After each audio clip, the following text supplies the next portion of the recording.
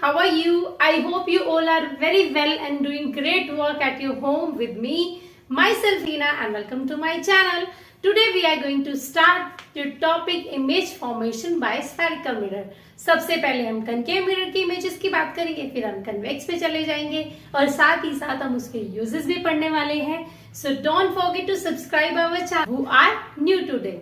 So let's start our video.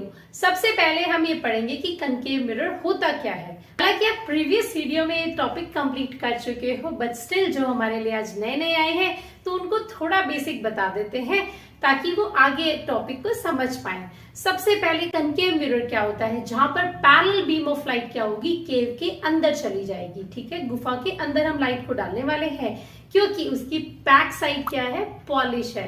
तो अगर ये बैक साइड पॉलिश है दैट मीन्स लाइट बाहर तो जाने वाली नहीं है, तो क्या होगा, ये वाली सरफेस क्या करेगी, रिफ्लेक्शन करेगी. ठीक है, ये होता है कनकेव मिरर. अब हम रिफ्लेक्शन को तो देखेंगे, लेकिन उसके साथ में जहां पर रिफ्लेक्टेड रेज आकर मिल जाएंगी वहां हमें क्या मिलेगी, इमेज फॉर्म्ड हो जाएगी. ठीक, आज हमें इस टॉपिक में यही सब पढ़ना है कि इमेज का साइज कैसा मिलेगा, इमेज कितनी बड़ी कितनी छोटी है, इमेज कहाँ पर बन रही है, कौन सी जगह पे इमेज फॉर्म होगी. तो बहुत इंटरेस्टिंग टॉपिक होने वाला है. सबसे पहले हम ये डायग्राम देख लेते हैं जिससे आपको जो प्रीवियस हमने टर्म्स की थी, प्रीवियस डेफिनेशंस हमने की थी, वो आपको समझ में आ जाए. हमने सी के बारे में बात की थी, C is the centre of curvature. हमने एफ की बात की थी, that is the focus of the mirror, principal focus भी बोला जाता है. साथ में हमने रेडियस ऑफ कर्वेचर के बारे में भी बात की थी. मिरर का सेंटर दैट इज पोल के बारे में भी हमने डिस्कशन कर लिया था. ठीक है, तो हमने ये बेसिक जो टर्म्स थी आपकी सारी समझ ली थी. तो हमें क्या करना है, एक लेना है कनकेव मिरर, साथ में लेनी है कोई भी एक ऑब्जेक्ट जो किसी भी साइज की होगी. तो सबसे पहले हमने ऑब्जेक्ट को इनफाइनाइट पे प्लेस कर दिया. इनफाइनाइट मतलब थोड़ा लंबा डिस्टेंस, इमेज से आपको काफी दूर जाके ऑब्जेक्ट को रख देना है. जैसे ही आप किसी लाइट सोर्स से parallel beam of light object के ऊपर डालेंगे, आप देखेंगे कि सारी की सारी रेस बिकॉज बहुत दूर डिस्टेंस पे रखी हुई है, जैसे ही reflecting surface of the mirror गिरेंगी वो क्या होंगी, रिफ्लेक्ट बैक हो जाएंगी, उनमें रिफ्लेक्शन हो जाएगा और सारी की सारी रेज आकर आफ्टर रिफ्लेक्शन फोकस एफ के ऊपर मिल जाती है. ठीक है, अब एफ पे मिलेंगी, बहुत छोटी होंगी और पॉइंट साइज तो उनका साइज हो जाएगा इमेजेस का. कहां पर मिल रही है इमेज आपको, फोकस पे मिल रही है. और ये सारी इमेजेस कहां मिल रही है आपको, रियल साइड मिल रही है. दैट मीन्स आप फोकस पे लाइट को आते हुए देख सकते हो. दैट मीन्स वो इमेज कैसी है, रियल इमेज फॉर्म्ड हो रही है. Move to second case. क्या होगा, हमने ऑब्जेक्ट को उठाकर इनफाइनाइट से सी और इनफाइनाइट के पास रख दिया. दैट मीन्स हम ऑब्जेक्ट को मिरर के पास में लेकर आ गए हैं. जैसे आप उसको मिरर के पास लाओगे, आप देखोगे कि जो इसकी इमेज पहले फोकस पे बन रही थी, अब वो फोकस से थोड़ा सा दूर हो जाएगी. दैट मीन्स मिरर से थोड़ा सा दूर हो जाएगी, बिटवीन एफ एंड सी के बीच में. अभी तक तो आपको इमेज दिखाई नहीं दे रही थी, लेकिन इस केस में आपको इमेज दिखनी शुरू हो जाएगी. हालांकि इमेज का साइज छोटा होगा ऑब्जेक्ट से, बट स्टिल आपकी इमेज आपको थोड़ी बहुत दिखाई देगी. दैट मीन्स अभी भी इमेज क्या है, स्मॉलर इन साइज है. कहां पर बन रही है, एफ और सी के बीच में. इमेज कैसी मिल रही है आपको, इन्वर्टेड मिल रही है. क्यों, क्योंकि वो below of the principal axis है. ठीक है, जब भी इमेज आपकी उल्टी बनेगी तो आप उसको क्या बोलोगे, इन्वर्टेड बोलोगे. इस केस में आपने इनफाइनाइट पे रख लिया, सेकंड केस पे आपने इनफाइनाइट से थोड़ा आगे ले आए, सी और इनफाइनाइट के बीच में रख दिया. अब आप क्या करेंगे, उसको सी के ऊपर प्लेस कर देंगे इन योर थर्ड केस. जैसे ही आप सी पे रखेंगे, आप देखेंगे कि जो आपकी इमेज बन रही है वो भी कहाँ आ जाएगी, सी के ऊपर आ जाएगी. That means centre of curvature पे आ जाएगी. आप इमेज के साइज को देखेंगे तो वो एग्जैक्टली सिमिलर होगा योर ऑब्जेक्ट साइज. ठीक है, कहां पर बनेगी इमेज आपकी, सी पर, नीचे की तरफ बन रही है प्रिंसिपल एक्सिस के, तो ये कैसी इमेज बनेगी, इन्वर्टेड. आप इमेज के साइज को देख पाएंगे, मेजर कर पाएंगे, तो इमेज कैसी है आपकी, रियल इमेज होगी. ठीक है, अब आते हैं फोर्थ केस पे. जब आपने इमेज ऑब्जेक्ट को क्या किया, उठाकर सी और एफ के बीच में रख दिया है. अब जैसे ही आप सी और एफ के बीच में ऑब्जेक्ट को रखेंगे, आप देखेंगे कि जो आपकी इमेज अभी सी पर बन रही थी वो उतनी थोड़ा सा आगे की तरफ मूव कर जाएगी. दैट मीन्स वो क्या होगी, मिरर से दूर चली जाएगी.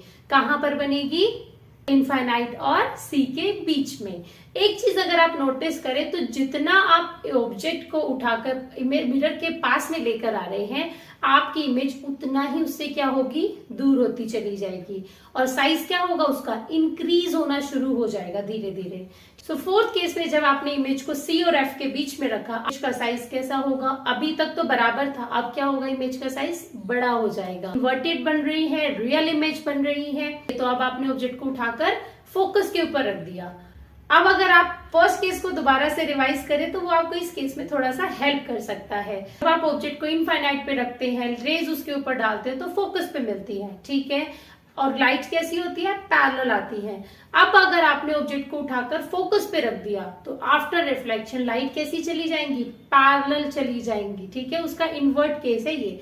सो अभी आपने ऑब्जेक्ट को कहाँ रखा? फोकस पे। लाइट कैसी मिल गई? पैरेलल बीम ऑफ लाइट आपकी आफ्टर रिफ्लेक्शन मूव हो जाएंगी, इनफाइनाइट पे चली जाएंगी रेज। इमेज का जो साइज होगा वो बहुत ज्यादा बड़ा हो जाएगा। रियल इमेजेस मिलने वाली हैं आपको, और सारी कैसी होंगी? इन्वर्टेड होंगी, क्योंकि सारी क्या है? प्रिंसिपल एक्सिस के बिलो में ऑब्जेक्ट की इमेजेस जा रही हैं, ठीक है। नाउ को फोकस से भी पास में लेकर आ गए, मतलब मिरर के बिल्कुल क्लोज लेकर आ गए हैं।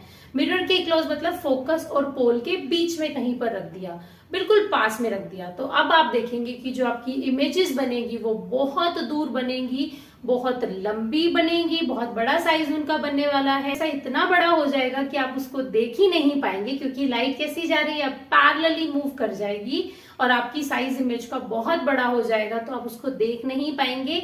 अगर आप उसको देखना चाहते हो तो आप एक वर्चुअल इमेज फॉर्म करते हो बिहाइंड ऑफ द मिरर, जिसमें अगर आप सारी रेस को अटैच कर देंगे, सारी लाइट आफ्टर रिफ्लेक्शन की जो लाइट्स है उनको अगर आप मीट कराते हो तो वो बिहाइंड द मिरर एक पॉइंट पे जाकर मिलेंगी, और वहां पर अगर आप इमेज का साइज देखेंगे तो वो बहुत बड़ा होगा compare to your object size, और वो बहुत इमेजेस बनेगी, वर्चुअल इमेजेस बनेगी। डेफिनेटली हम इसको इमेजिन कर रहे हैं, हमने वर्चुअली लाइंस को मीट कराया है, हम उसको देख नहीं पा रहे हैं, तो इसीलिए इमेजेस कैसी है? वर्चुअल बन रही है, बहुत बड़ी बन रही है और फैक्ट मिलेगी, बिकॉज अभी जो आपकी इमेज बन रही है बिल्कुल सीधी बन रही है, ठीक है।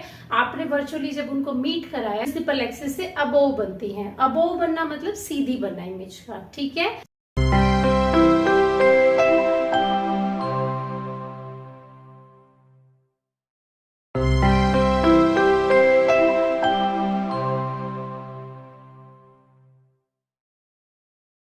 So now move to uses of concave mirror. Concave mirror का फर्स्ट यूज है एज ए रिफ्लेक्टर। जहां पर भी आपको इमेज के साइज को बड़ा करना होगा वहां पर हम इस्तेमाल करते हैं हमारे concave mirror को।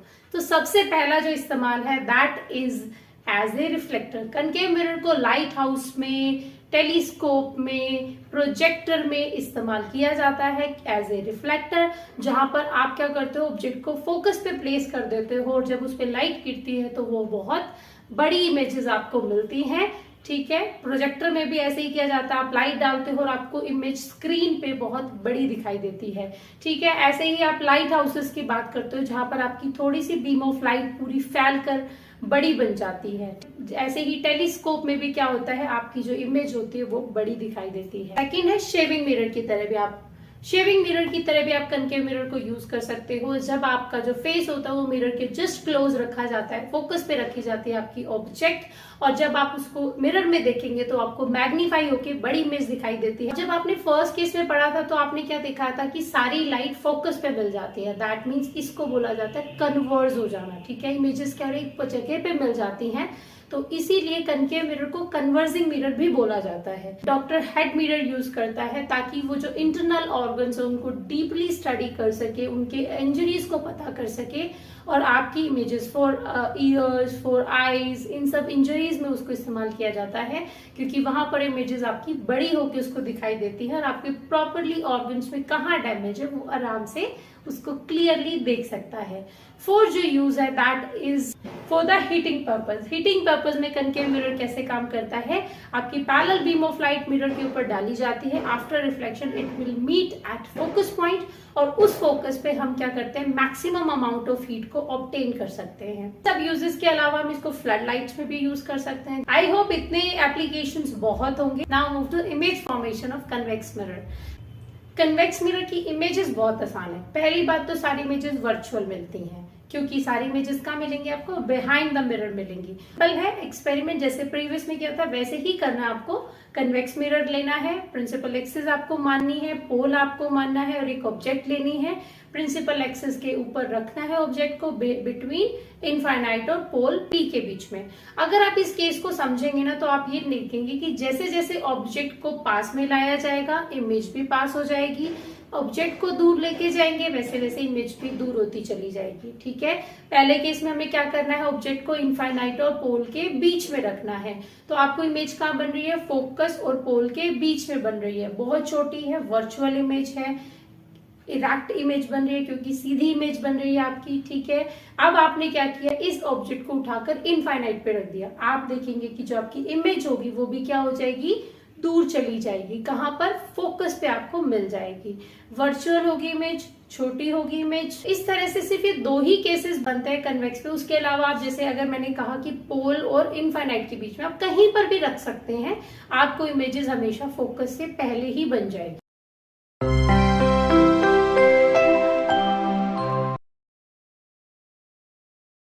अब आते हैं हम यूजेस ऑफ कन्वेक्स मिरर। सबसे पहला मोस्ट इंपॉर्टेंट यूज क्या है, कन्वेक्स मिरर में अगर आप देखेंगे तो इमेजेस आपकी कैसे मिलती है, छोटी मिलती है। दैट मीन्स जब आपको किसी वाइडर स्पेस को किसी छोटी सी जगह पे उतारना होगा या छोटी सी जगह पे आपको अगर देखना होगा तो हम किसका यूज करेंगे, कन्वेक्स मिरर का यूज करेंगे। जहां हमें बड़ी इमेज की, बड़ी ऑब्जेक्ट की छोटी इमेजेस चाहिए वहां हम किसका इस्तेमाल करेंगे, कन्वेक्स मिरर का इस्तेमाल करेंगे। जैसे कि जो रेयर व्यू मिरर होते हैं हमारी गाड़ी में साइड्स में लगे होते हैं दोनों तरफ, अगर आप उनमें ध्यान से देखेंगे तो आप इतनी सी जगह में पूरी सड़क को देख सकते हैं। क्यों कन्वेक्स मिरर को ही रेयर व्यू मिरर में यूज किया जाता है, ये कई बार क्वेश्चंस पेपर में पूछ लिया जाता है। There are two reason. ठीक है, पहला रीजन तो ये है कि आपकी बहुत बड़ी ऑब्जेक्ट का छोटा सा साइज, दैट मीन्स आपकी बहुत ज्यादा अगर ट्रैफिक बैक साइड में है, बहुत बड़ा आपका व्यू है बैक साइड में, तो आप उसको छोटे से स्पेस के अंदर देख सकते हो। सेकंड जो यूज है कि आपकी सारी इमेजेस कैसे मिलती है, इरेक्ट मिलती है, सीधी मिलती है। आपके पीछे अगर कोई गाड़ी आ रही है तो बिल्कुल सीधी दिखाई देती है आपको।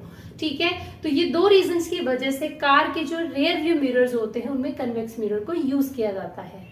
कन्वेक्स मिरर का यूज विजिलेंस के अंदर भी यूज किया जाता है। बड़े बड़े मॉल्स में, बड़े बड़े शोरूम्स के अंदर अगर आप देखेंगे बहुत बड़े से एरिया को एक छोटे से मिरर के अंदर देखा जा सकता है, इसीलिए वहां पर जो एंटी थेफ्ट एप्लीकेशंस पर्पसेस के लिए कन्वेक्स मिरर को यूज किया जाता है फॉर द सेफ्टी पर्पस।